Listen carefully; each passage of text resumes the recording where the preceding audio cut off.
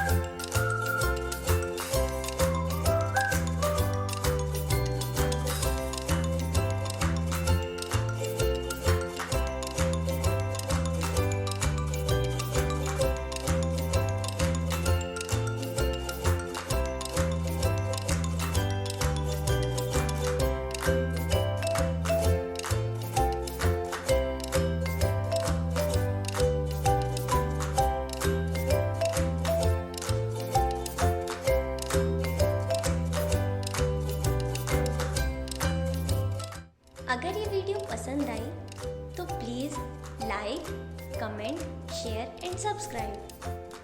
Thanks for watching.